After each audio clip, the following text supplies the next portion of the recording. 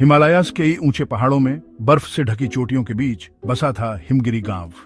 साल था 2025 और नए गिरे हुए बर्फ का एक कंबल पूरे गांव को ढके हुए था, जो साफ रात के आकाश के नीचे चमक रहा था। हवा कड़क और ठंडी थी, खामोशी को बस बर्फ में चलने की आवाज तोड़ रही थी। न्यू ईयर्स ईव था और गांव वाले खुशी और जश्न की रात की तैयारी कर रहे थे। गांव वालों में एक छोटा सा लड़का था, नाम नील। नील पूरे हिमगिरी में अपने बेशुमार इमेजिनेशन के लिए जाना जाता था। वो गिरते हुए बर्फ के फाहों में जादू देखता था, जमे हुए नालों में एडवेंचर्स और टिमटिमाते तारों में कहानियां। नील के लिए ये दुनिया अजूबों से भरी हुई थी, अनगिनत संभावनाओं से भरी हुई। इस खास रात को नील बहुत एक्साइटेड था। उसने पूरा दिन अपने दोस्तों के साथ बिताया था, ढलानों पर स्लेडिंग करते हुए, स्नोमैन बनाते हुए और बर्फ के टीलों में खेलते हुए। जैसे ही सूरज ढलने लगा, बर्फ पर लंबी परछाइयां पड़ने लगीं। नील और उसके दोस्त गांव के बुजुर्ग दादाजी के आसपास इकट्ठा हो गए, उनकी कहानियां सुनने के लिए बेताब। दादाजी अपनी लंबी सफेद दाढ़ी और चमकती आंखों के साथ गांव के किस्सों और कहानियों का खजाना थे।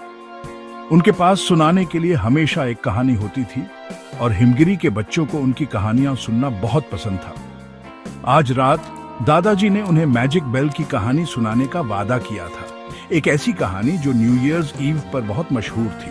कहानी के अनुसार दादाजी ने अपनी आवाज धीमी और रहस्यमयी करते हुए शुरुआत की। हर साल न्यू ईयर्स ईव पर आधी रात को हिमालयास की सबसे ऊंची चोटी से एक जादुई घंटी बजती है। बच्चे और करीब आ गए, उनकी आंखें उम्मीद से बड़ी हो गई। ऐसा कहा जाता है कि इस घंटी को सिर्फ वही सुन सकता है जो दिल के साफ और खुशी से भरे हुए हो। नील ध्यान से सुन रहा था, उसका इमेजिनेशन उड़ान भर रहा था। वो लगभग उस जादुई घंटी की आवाज सुन सकता था जो पहाड़ों में गूंज रही थी। वो सोच रहा था कि क्या वो आज रात उसे सुनने के लिए भाग्यशाली होगा।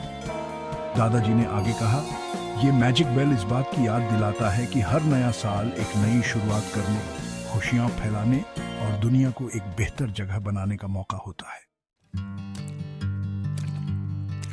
दादाजी की कहानी से प्रेरित होकर नील और उसके दोस्तों ने बाकी की शाम पूरे हिमगिरी में खुशियां फैलाने में बिताने का फैसला किया। वे घर घर जाकर कैरल्स गाने लगे, मिठाइयां बांटने लगे और सबको एक सुखी और समृद्ध नए साल की शुभकामनाएं देने लगे। दयालुता के हर काम के साथ नील को अपने दिल में एक गर्माहट फैलती हुई महसूस हुई। उसने महसूस किया कि सच्ची खुशी दूसरों के साथ खुशी बांटने में है।